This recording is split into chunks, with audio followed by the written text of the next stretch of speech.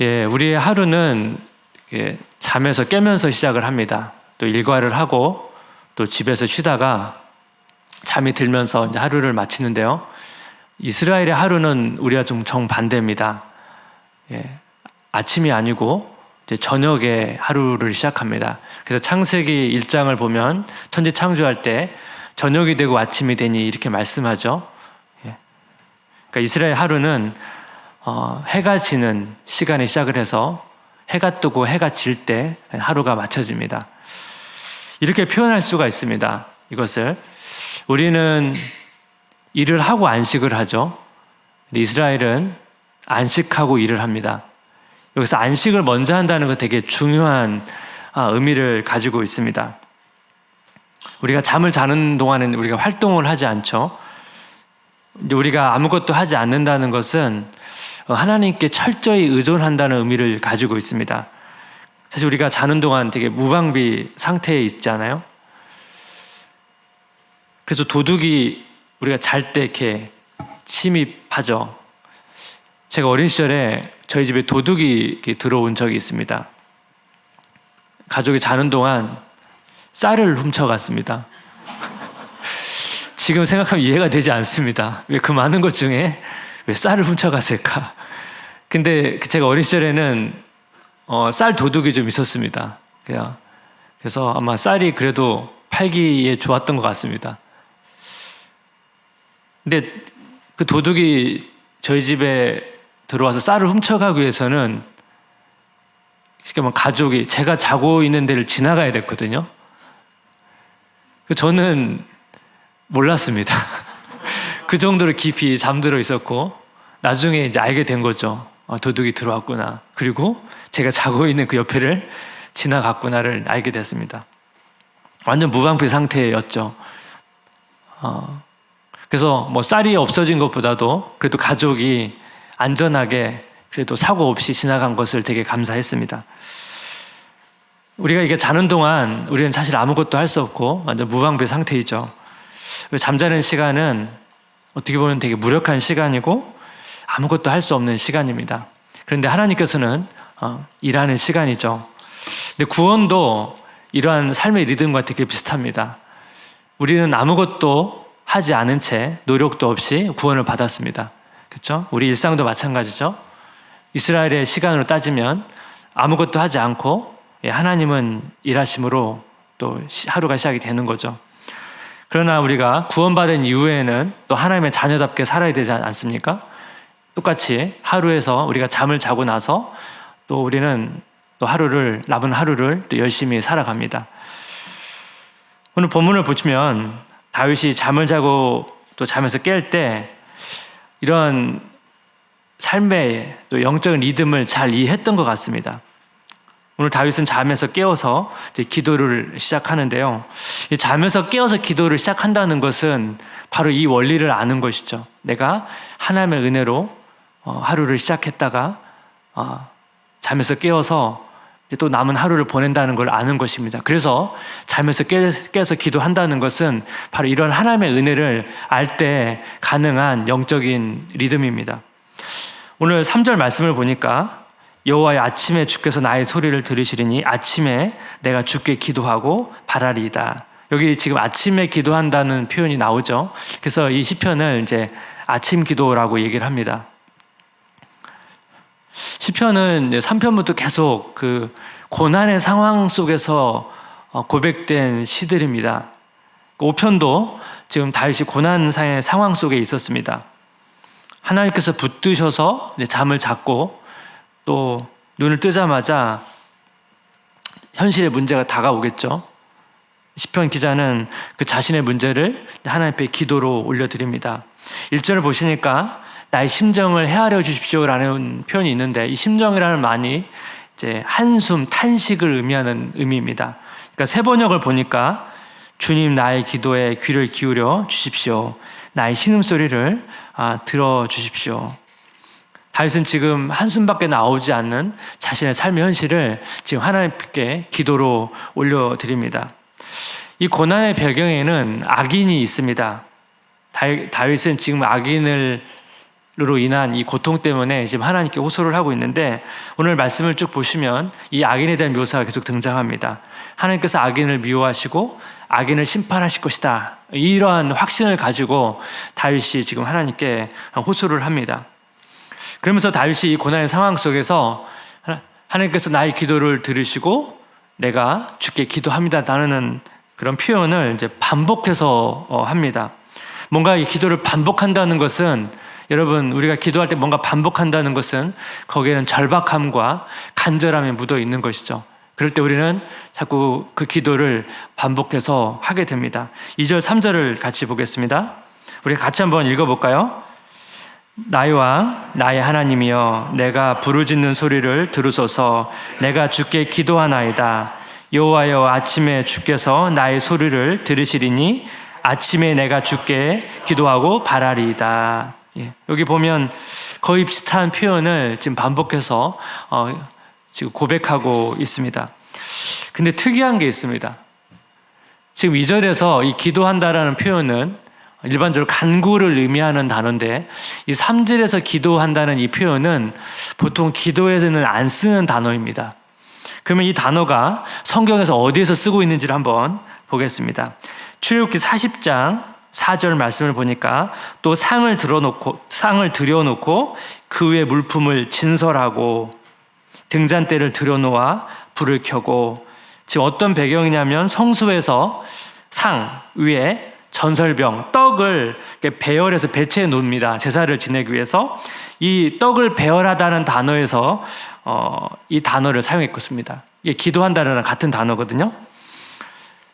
이 표현을 또 어디서 사용됐냐면 레위기 1장 7절입니다. 제사장 아론의 자손들은 제단 위에 불을 붙이고 불 위에 나무를 버려놓고, 여기 버려놓고가 있죠.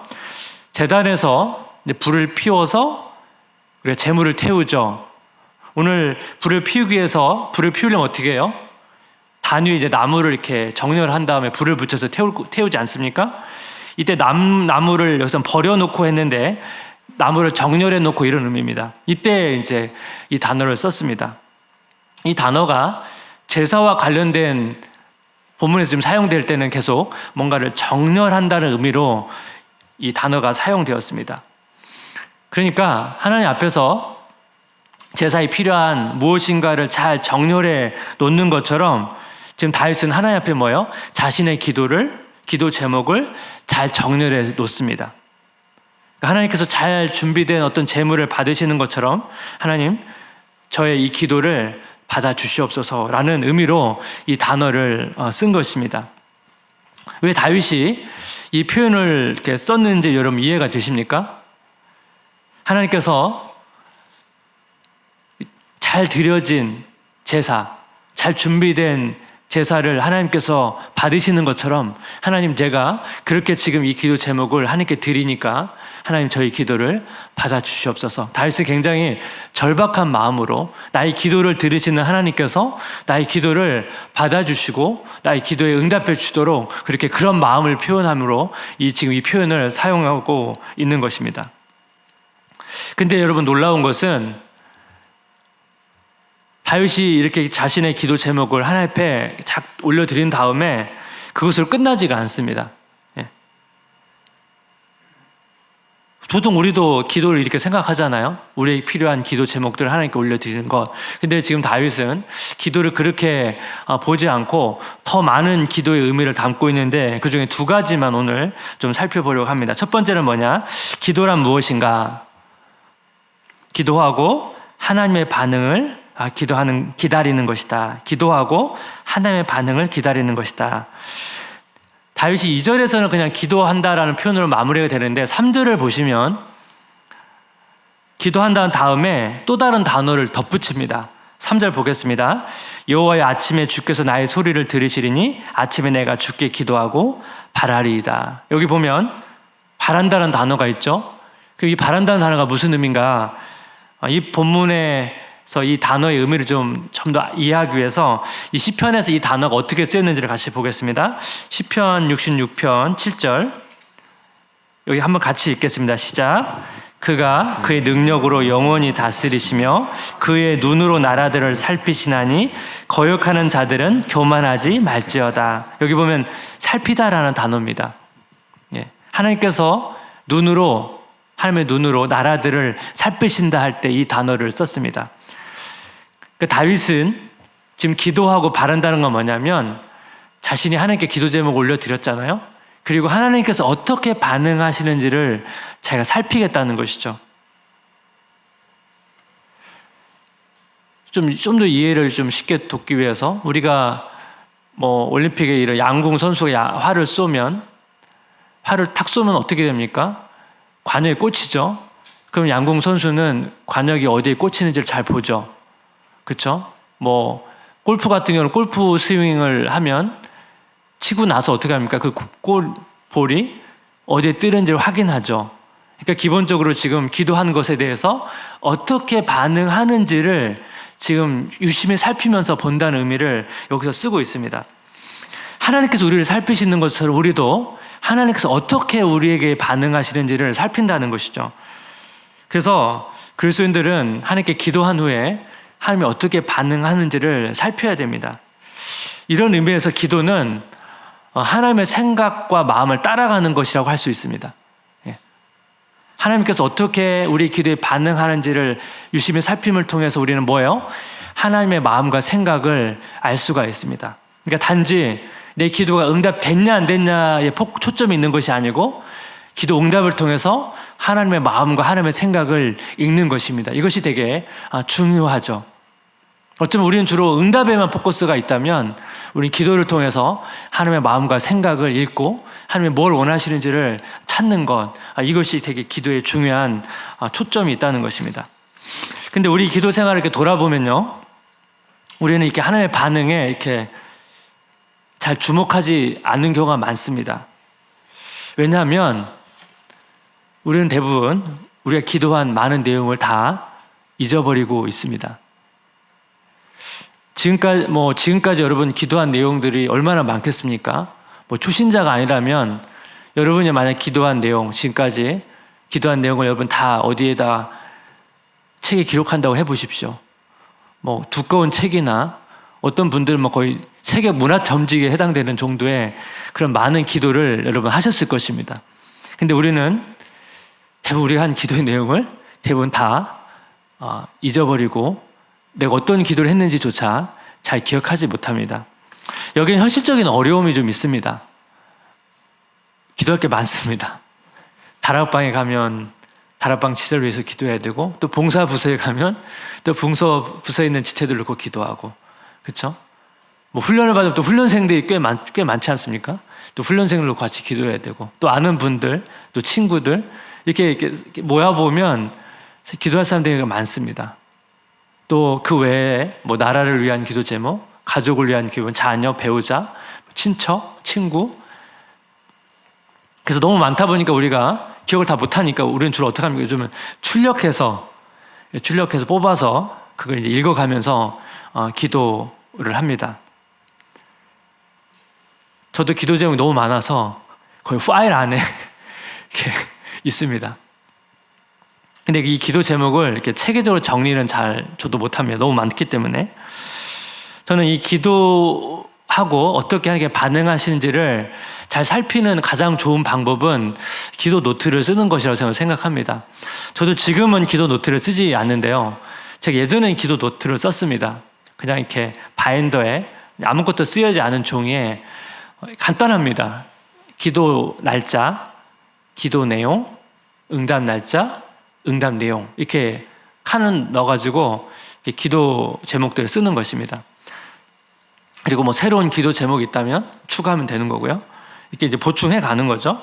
그리고 이렇게 하다가 어느 시점에 가니까 이게 정리가 좀 안 돼서 나중엔 분류를 했습니다. 예를 들면 나 개인을 위한 기도 제목은 따로 모아놓고, 가족을 위한 기도 제목은 따로 이제 분류해놓고, 또 교회 지체를 위한 기도 제목들은 따로 모아놓고, 또 기타 나라와 민족을 위한 기도 제목은 따로 모아놓고, 이렇게 좀 분류를 하니까 기도 제목이 계속 늘어나다 보니까 이렇게 모아놓으면 좀 이렇게 좀 파악이 잘 되지 않습니까? 그리고 어떤 경우는 이게 기도 응답된 걸 쓰잖아요. 그러면 쭉 보면 어떤 경우는 기도 응답된 것만 쭉 읽으면 하나님께 내가 이런 기도에 어떻게 반응했는지를 쭉 이렇게 흐름이나 기도 응답의 역사를 이렇게 보면서 하나님께 나에게 어떻게 나의 기도에 반응했는지를 이렇게 좀 경험하고 이렇게 돌아볼 수 있는 시간도 있고, 또 기도 응답이 안 된 것은 또 왜 기도 응답이 안 됐는지, 또 왜 그래서 그런 제목들을 좀 보면서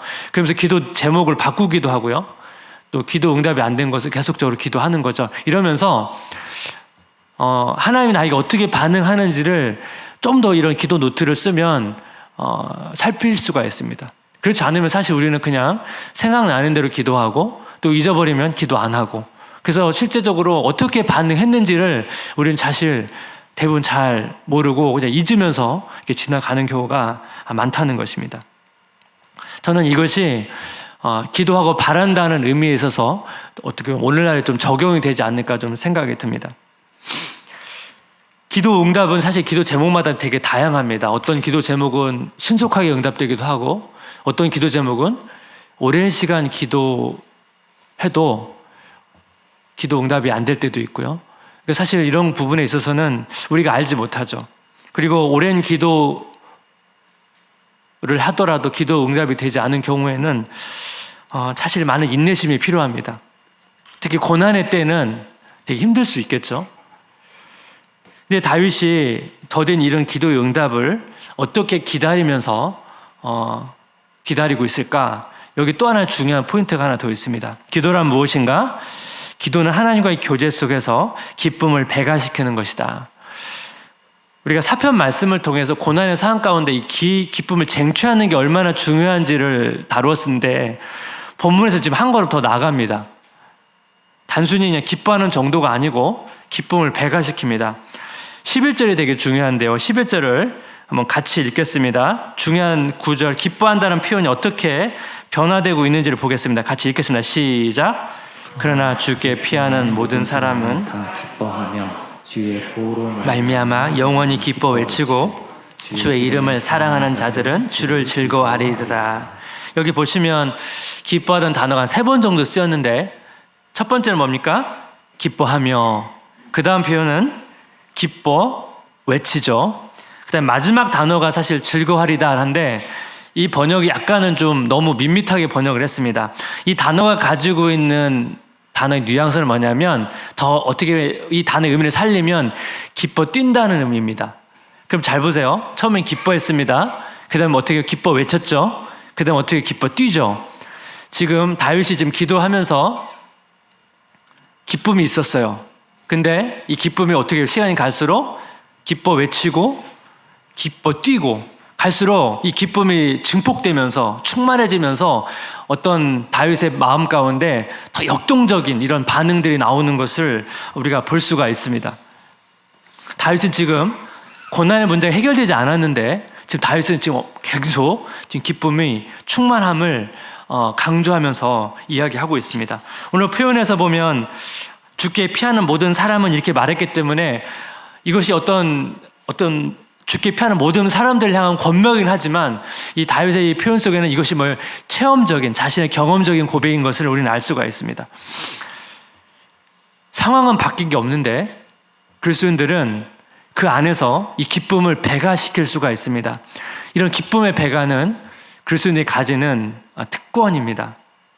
어떤 사람이 그런 기쁨을 배가시킬 수가 있습니까? 11절 말씀을 보니까 주께 피하는 사람. 제가 이 말씀은 전에 나눴습니다.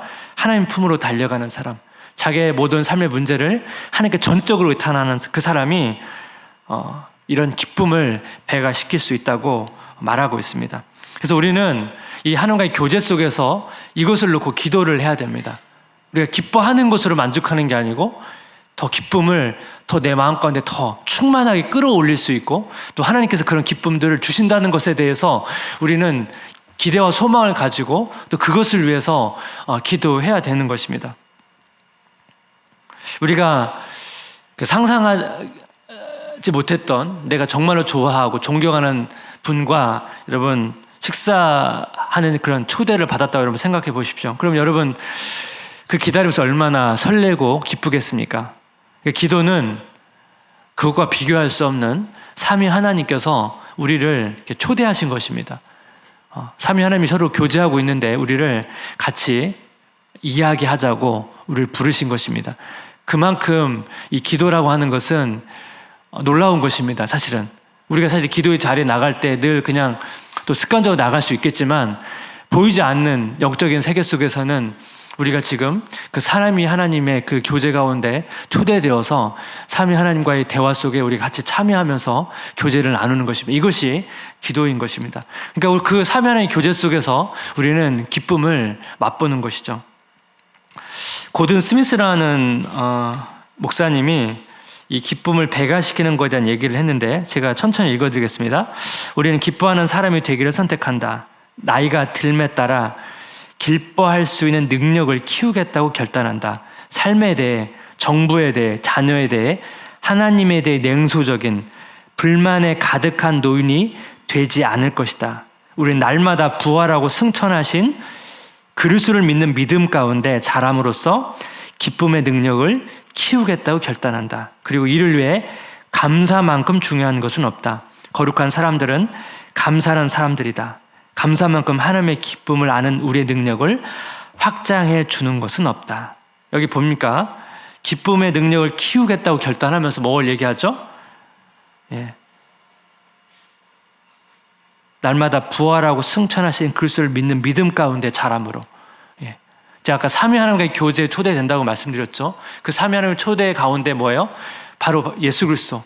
그분과의 믿음의 교제 속에서 우리 기쁨의 능력을 기쁨의 능력을 우리가 확장할 수 있는 것입니다. 여러분 그것을 시간 기도하면 좋겠습니다. 설교를 마무리하겠습니다.